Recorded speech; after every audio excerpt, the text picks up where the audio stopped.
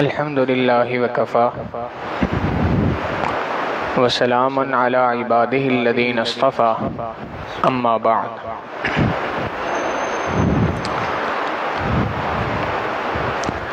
اللہ رب العزت نے قرآن کریم کی ابتدا میں سورۃ الفاتحہ کو نازل فرمایا۔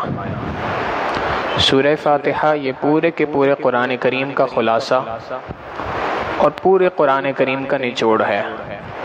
نبی علیہ السلام نے ارشاد فرمایا، اللہ رب العزت نے جو کچھ پچھلی امتوں کی کتابوں میں نازل فرمایا وہ سارا کا سارا قرآن کریم کے اندر اتار دیا، اور جو کچھ قرآن کریم کے اندر اتارا اس کو اللہ رب العزت نے سارا کا سارا سورہ بقرہ میں اتار دیا، اور جو کچھ اللہ رب العزت نے سورہ بقرہ میں اتارا اللہ تعالیٰ نے اس تمام کو سورۃ الفاتحہ میں اتار دیا۔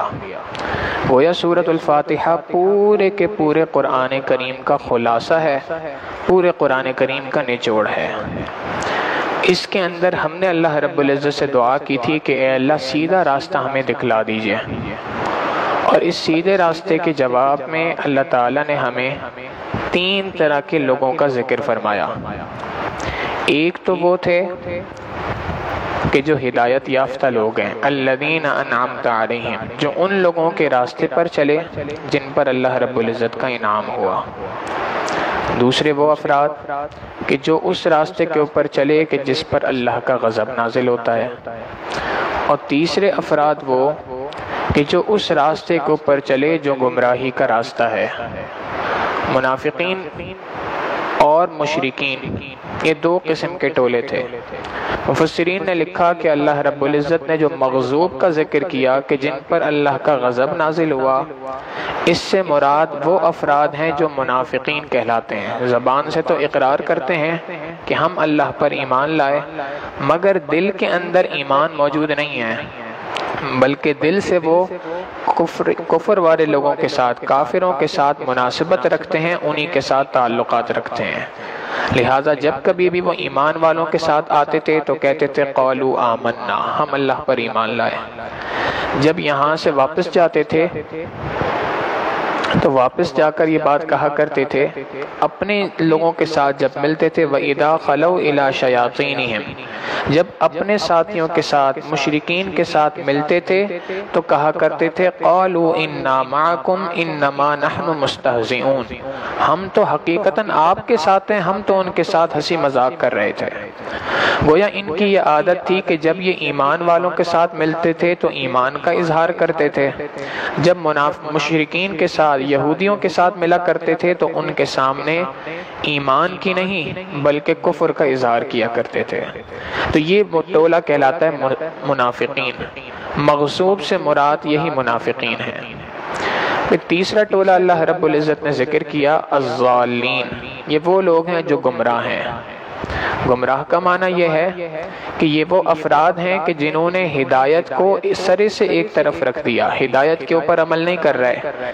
اللہ رب العزت نے ان کو اس بات کا حکم دیا کہ تم اللہ پر ایمان لاؤ، یہ اللہ پر ایمان لانے کے لیے تیار نہیں ہیں، بلکہ اللہ پر ایمان لانے کے بجائے ان لوگوں کا حال یہ ہے کہ یہ لوگ اللہ رب العزت کے محبوب صلی اللہ علیہ وسلم کو جاننے کے باوجود ان کے ساتھ ہٹ درمی اختیار کیے ہوئے ہیں۔ جانتے ہیں کہ یہ اللہ کے نبی ہیں، یہ اللہ کے سچے رسول ہیں، مگر اس جاننے کے باوجود یہ لوگ اللہ کے نبی پر ایمان نہیں لائے۔ یہ وہ لوگ ہیں جن کو ضالین سے خطاب فرمایا۔ تو یہ 3 طرح کے گروہ کا اللہ تعالیٰ نے آگے سورہ بقرہ میں تفصیل کے ساتھ ذکر فرمایا کہ ایمان والے کون ہیں، منافقین کون ہیں، کافر کون ہیں۔ تو ابتدائی 2-3 رکوع کے اندر اللہ تعالیٰ نے اس بارے میں تفصیلات ذکر فرمائی، اور اس کے بعد اللہ رب العزت نے بنی اسرائیل کو، یہودیوں کو خطاب کر کے بہت زیادہ تفصیل کے ساتھ احکامات کو ذکر فرمایا۔ تقریباً اگلا آدھا پارہ اللہ رب العزت نے بنی اسرائیل کو خطاب فرمایا، یا بنی اسرائیل اذکروا نعمتی التی انعمت علیکم، اے بنی اسرائیل یاد کرو میری ان نعمتوں کو جو میں نے تمہارے اوپر انعام کیا، وانی فضلتکم علی العالمین، اور اس بات کو بھی یاد رکھو کہ میں نے تمہیں دونوں جہانوں کے اندر اندر فضیلت عطا فرمائی۔ سوال ذہن میں آتا ہے کہ بنی اسرائیل تو یہودی ہیں، یہ قرآن کریم ایمان والوں کے لیے نازل ہوا، اللہ رب العزت نے اگر ان کو دعوت دینی تھی تو تھوڑی بہت دعوت دے کے بات کو مکمل فرما دیتے، مگر اللہ تعالیٰ نے تفصیل کے ساتھ تقریباً تین پاؤں تک آدھا پارہ قرآن کریم کا انہی بنی اسرائیل کو خطاب کرنے کے اندر ذکر کیا۔ مفسرین نے اس کی بڑی اہم وجہ لکھی۔ حدیث مبارکہ کو اگر ہم دیکھیں، نبی علیہ السلام نے فرمایا کہ اللہ رب العزت نے بنی اسرائیل کے اوپر جیسے جیسے حالات کو بھیجا، جن جن کاموں کے اندر بنی اسرائیل یہودی ملوث ہوئے تھے، میری امت بھی انہی کاموں کے اندر ملوث ہوگی۔ حذو النعل بالنعل، جیسے ایک جوتا دوسرے جوتے کے سائز کا بالکل برابر ہوتا ہے، بنی اسرائیل نے جس طریقے سے جو برائیاں کی، میری امت بھی اسی طریقے سے ان کاموں کے اندر پڑے گی۔ لہٰذا جو حالات بنی اسرائیل کے اوپر آئے، وہ حالات امت محمدیہ کے اوپر بھی آئیں گے۔ آسان سی مثال سمجھنی ہو دو لفظوں کے اندر تو یوں سمجھا جا سکتا ہے کہ بنی اسرائیل کے ساتھ ایک واقعہ یہ پیش آیا کہ 1500 سال اللہ تعالیٰ نے ان کو خوب فضیلت عطا فرمائی۔ ان 1500 سال میں ان کو 2 مرتبہ مار پڑی ہے۔ قرآن کریم کے 15ویں پارے میں اللہ تعالیٰ نے اس بات کو تفصیل کے ساتھ ذکر فرمایا کہ ان کو 2 مرتبہ ان 1500 سالوں کے اندر خوب مار پڑی۔ پہلی مرتبہ یہ ہوا کہ جب انہوں نے اللہ رب العزت کی نافرمانیاں کی تو اس نافرمانی کی بنا پر اللہ رب العزت نے ان بنی اسرائیل کے اوپر ایک ایسے ٹولے کو مقرر فرما دیا، فَإِذَا جَاءَ وَعْدُ أُولَاهُمَا بَعَثْنَا عَلَيْكُمْ عِبَادًا لَنَا، ہم نے اپنے بندوں میں سے بعض بندوں کو ان کے اوپر مسلط کر دیا۔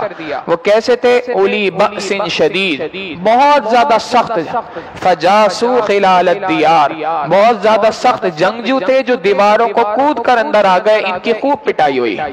تو 700 سال گزرنے کے بعد بنی اسرائیل کی خوب پٹائی ہوئی۔ اللہ رب العزت نے ان کے اوپر ایک عذاب کی صورت میں ایک قوم کو مسلط کر دیا جنہوں نے ان کی خوب پٹائی کی، اور اس کے بعد پھر جب یہ ان کی خوب پٹائی ہوئی، ذلت کی زندگی گزارنے لگے، تو پھر ان کو احساس ہوا کہ ہم واقعی اللہ کی نافرمانی والی زندگی گزار رہے ہیں۔ چنانچہ اللہ رب العزت سے توبہ طائب ہوئے، اللہ سے معافی مانگی، اللہ نے پھر عروج عطا کر دیا۔ 700 سال مزید گزر گئے۔ ان 700 سال گزرنے کے بعد 1400 سال کے بعد اللہ تعالیٰ فرماتے ہیں فَإِذَا جَاءَ وَعْدُ الْآخِرَةِ، دوبارہ انہوں نے نافرمانی کی تو ہمارا وعدہ جو تھا کہ اگر تم نافرمانی کرو گے ہم تمہارے اوپر مسلط کر دیں گے، وہ وعدہ آ گیا۔ لِيَسُوءُوا وُجُوهَكُمْ، ان کے لِيَسُوءُوا وُجُوهَكُمْ وَلِيَدْخُلُوا الْمَسْجِدَ كَمَا دَخَلُوهُ أَوَّلَ مَرَّةٍ، وہی جو ٹولہ تھا اللہ تعالیٰ نے ایک اور صورت کے اندر عذاب نازل کر دیا۔ ایسے افراد آئے جو اسی طرح سے جنگجو قسم کے تھے، اتنی پٹائی کی ان کی مساجد میں داخل ہو گئے، ان کی مساجد کی بے حرمتی کی، ان کو مارا پیٹا، کئی سینکڑوں افراد کا قتل ہوا اور خوب خون بہنا شروع ہو گیا۔ تو 2 مرتبہ بنی اسرائیل کو ذلت کے پیغامات دنیا کے اندر ملے 700 سال کے فرق سے۔ امت محمدیہ کی اگر حال دیکھ لیں تو وہ بھی یہی ہے۔ 700 سال گزرے، اس امت نے اللہ کی نافرمانی کی، اللہ تعالیٰ نے ایک فتنہ تاتاریوں کی صورت میں اس قوم کے اوپر مسلط کر دیا۔ ایسا فتنہ تھا کہ جہاں اتنا خون مسلمانوں کا بہا، کتابوں کے اندر لکھا ہے کہ دریائے دجلہ کا جو پانی تھا تقریباً 1 مہینہ مسلمانوں کے خون سے لال رہا اور 1 مہینہ مسلمانوں کی کتابوں سے کالا رہا۔ اتنا اللہ رب العزت کی جانب سے ایسی سخت پکڑ آئی تھی کہ مسلمان اس طرح سے شدید ذلت کے اندر تھے۔ ایک کتاب میں واقعہ پڑھا، واقعی انسان حیران ہوتا ہے۔ تاتاریوں کی دہشت مسلمانوں کے اوپر دلوں میں ایسی بیٹھ چکی تھی کہ ایک تاتاری عورت کھڑی ہوتی ہے، ایک مسلمان کو دیکھتی ہے کہیں جا رہا تھا، اس سے کہا تو کہاں جا رہا ہے؟ تم کیسے میرے ہاتھ سے بچ گئے؟ یہیں پہ ٹھہر جاؤ، میں ذرا گھر سے خنجر لے کے آتی ہوں۔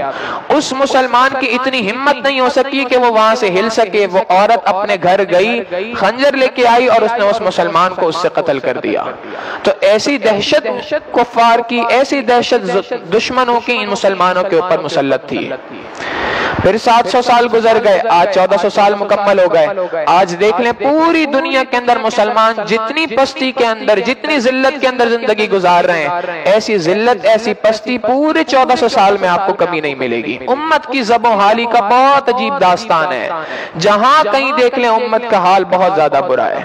تو واقعی یہ بات اسی وجہ سے ہے کہ نبی علیہ السلام نے فرمایا کہ تمہارا حال بنی اسرائیل کی طرح کا ہوگا، تم جیسے ان کی طرح کے اعمال کرو گے اللہ تعالیٰ تمہارے ساتھ بھی ویسے معاملہ فرمائیں گے۔ اس بنیاد کے اوپر اللہ رب العزت نے بنی اسرائیل کے قصوں کو، یہودیوں کے قصوں کو تفصیل کے ساتھ ایمان والوں کو ذکر کر دیا کہ اے ایمان والوں، ہم نے بنی اسرائیل کے اوپر اتنی نعمتیں عطا کی۔ ان نعمتوں کا بہت تفصیل کے ساتھ آدھے پارے کے اندر اللہ تعالیٰ نے ذکر کیا، اور اس کے بعد بنی اسرائیل کو خطاب کیا کہ اے بنی اسرائیل، اب اللہ پر ایمان لے آؤ، تم یاد کرو میری تمہارے اوپر اتنی نعمتیں ہیں، اتنا زیادہ میں نے تمہارے اوپر انعامات کیے ہیں، ان تمام انعامات کا حق یہ ہے کہ ان انعامات کے بدلے میں تم میرے آگے اپنے سر کو سر خم تسلیم کرو۔ تو بنی اسرائیل کو خطاب فرمایا اگلے آدھے پارے کے اندر۔ تو 3 پاؤ پہلے پارے کے یہاں پہ مکمل ہو گئے۔ 3 پاؤ مکمل کرنے کے بعد اللہ رب العزت ابراہیم علیہ السلام کا تذکرہ فرماتے ہیں۔ ابراہیم علیہ السلام کا قصہ بیان کرنے کا مقصد کیا تھا؟ ابراہیم علیہ السلام کے اس قصے کو بیان کرنے کا مقصد یہ تھا کہ اے ایمان والوں، جب تم اللہ پر ایمان لانے کی بات کرتے ہو، اے یہودیوں، جب ہم تمہیں دعوت دیتے ہیں کہ تم اللہ پر ایمان لاؤ جس طریقے سے ایمان لانے کا حق ہے، اے مشرکین مکہ، جس طرح ہم تمہیں کہتے ہیں کہ اللہ پر ایمان لاؤ، 360 بتوں کی پوجا کو چھوڑ دو، تو اب تم سب کے ذہن میں سوال آنا چاہیے کہ کوئی تو ایسی شخصیت ہو، کوئی تو ایسا معیار ہو جس پر ہم اپنے آپ کو پرکھ سکیں کہ اللہ پر ایمان لانے کی کوئی مثال بھی ہمارے پاس موجود ہے کہ نہیں۔ تو اللہ رب العزت نے مثال کے طور پہ ابراہیم علیہ السلام کا نام ذکر کیا کہ یہ وہ میرے خلیل ہیں، یہ وہ میرے دوست ہیں جنہوں نے میری محبت کا واقعی حق ادا کر دیا۔ وَإِبْرَاهِيمَ الَّذِي وَفَّى، اللہ رب العزت جس کی محبت کے بارے میں فرما رہے ہیں کہ ابراہیم علیہ السلام نے تو میری محبت کا حق ادا کر دیا۔ کیا محبت ہوگی اللہ رب العزت سے، کیا تعلق اللہ رب العزت سے ہوگا، اللہ تعالیٰ ان کا ذکر فرماتے ہیں کہ سب کے لیے یہ معیار ہے کہ اگر تم نے اللہ رب العزت کے اوپر ایمان لانا ہے، محبت کرنی ہے اللہ تعالیٰ سے، تو محبت کا حق یہ ہے کہ ابراہیم علیہ السلام کی مثال کو سامنے رکھ لو۔ اور اس کے بعد اللہ رب العزت نے ابراہیم علیہ السلام کی تمام واقعات کو 2 لفظوں میں سمیٹ دیا کہ ابراہیم علیہ السلام کی اپنی پروردگار سے محبت کا عالم کیا تھا۔ محبت کا عالم یہ تھا کہ اذ قال له ربه اسلم، جب ان کے پروردگار نے ان سے کہا کہ میرے سامنے سر خم تسلیم ہو جاؤ، جو حکم میں جیسا دوں اس حکم پہ اسی طریقے سے عمل کرنا ہے۔ انہوں نے آگے سے چون چرا نہیں کی، بلکہ آگے سے فوراً فرمایا اسلمت لرب العالمین، جو پروردگار دونوں جہانوں کا پالنے والا ہے، میں اس کے سامنے اپنے سر کو سر خم تسلیم کرتا ہوں۔ یہ مزاج ابراہیمی ہے کہ جس سے اللہ رب العزت انسانیت کو روشناس کرانا چاہتے ہیں کہ تم جب جا رہے ہو، جب تم اللہ رب العزت کی محبت کے اندر قدم رکھنا چاہتے ہو، تو اس محبت میں قدم رکھنے کا پہلا تقاضا یہ ہے کہ تم اللہ رب العزت کے پیارے ابراہیم علیہ السلام کے مزاج کو اپنی زندگی کے اندر اپناؤ۔ ابراہیم علیہ السلام کی مثال کو دینے کے بعد اللہ رب العزت نے پھر دوبارہ ایمان والوں کو دوبارہ ذکر کیا کہ اے ایمان والوں، اللہ پر ایمان لاؤ۔ یہ ایمان کی نعمت اتنی بڑی ہے کہ جتنے انبیاء دنیا سے جا رہے تھے، تمام انبیاء نے اپنے بعد اپنی اولاد کو جو وصیت کی ہے وہ وصیت اسی ایمان کی ہے، کسی اور چیز کی وصیت نہیں کی۔ آخری کلمہ جو ان کی زبان سے نکلا جب انسان دنیا سے جا رہا ہوتا ہے تو سب سے اہم چیز کا ذکر کر رہا ہوتا ہے، تو اس وقت پر انہوں نے یہ بات نہیں کہی کہ میرا اتنا مال فلاں جگہ پہ تقسیم کر دینا، میرا یہ مال تم رکھ لینا، فلاں چیز تم رکھ لینا، نہیں، نہ دنیا کی بات کی نہ کسی اور چیز کی بات کی، بلکہ ہر کسی نے یہی بات کی لِمَ تَعْبُدُونَ مِن بَعْدِي، میرے بعد تم کس کی عبادت کرو گے، ذرا اس بات کو بتاؤ، میرے بعد تم کس کی عبادت کرو گے اس کو بتاؤ۔ تو ابراہیم علیہ السلام نے اللہ، یہ مائک کو نہیں چھڑیے گا، ابراہیم علیہ السلام نے اس بات کو یہاں پر ذکر فرمایا کہ تم اگر واقعی اللہ رب العزت کی عبادت کرنا چاہتے ہو، واقعی تم یہ بات چاہتے ہو کہ میں اللہ رب العزت کی عبادت مزاج ابراہیمی کے اعتبار سے کروں، تو اس کا طریقہ یہ ہے تم اس بات کو سمجھ لو کہ تم نے مزاج ابراہیمی سے اگر روشناس ہونا ہے تو موت تک تم نے ایمان کی اپنی فکر کرنی ہے۔ آخری وقت تک انبیاء بھی دنیا سے جا رہے ہیں تو اس وقت ان کے ذہن میں یہی بات ہے کہ میں کسی طریقے سے اپنے ایمان کو بچاتے ہوئے لے جاؤں۔ لہٰذا اے ایمان والوں، تم نے اگر اللہ رب العزت پر ایمان لا چکے ہو، کام ختم نہیں ہوا بلکہ کام تو شروع ہوا ہے۔ ساری زندگی تم نے ایک ہی کام کرنا ہے، اور وہ کام یہ ہے کہ ساری زندگی تم نے اللہ رب العزت پر ایمان لانے کی جو صورت ہے، اس صورت کو بچا کے رکھنا ہے۔ لہٰذا اس بارے میں فجر میں بھی گفتگو کی تھی، وہی بہت موضوع ہے یہ بھی کہ اللہ رب العزت پر ایمان لانے کے بعد اس ایمان کو بچانا اس دنیا کی سب سے اہم ترین ہماری ضرورت ہے، سب سے اہم ترین ضرورت ہے، سب سے اہم کام ہے، سب سے قیمتی کام ہے۔ اس ایمان کو ہم بچا کر اس دنیا سے لے جائیں۔ اگر ایمان دنیا سے بچا کر لے گئے تو یہ انسانیت کی کامیابی کی دلیل ہے، اور اگر ایمان بچا کر دنیا سے نہ لے سکے تو سمجھ لیں کہ اس دنیا میں بھی انسان ناکام ہے، آخرت کے اندر تو ناکام ہی ناکام ہے۔ اللہ رب العزت ہمارے ایمان کی حفاظت فرمائے، اور اللہ رب العزت ہمیں ایمان کو ساتھ لے کر اس دنیا سے جانے کی توفیق عطا فرمائے۔ وآخر دعوانا ان الحمدللہ رب العالمین۔ سبحان رب جلال الوہاب۔ اللہم صلی علی سیدنا محمد وعلی آل سیدنا محمد وبارک وسلم۔ ربنا ظلمنا انفسنا وإن لم تغفر لنا وترحمنا لنكونن من الخاسرین۔ ربنا آتنا فی الدنیا حسنة وفی الآخرة حسنة وقنا عذاب النار۔ وصلی اللہ تعالی علی حبیبہ سیدنا محمد وآلہ واصحابہ اجمعین برحمتک یا ارحم الراحمین۔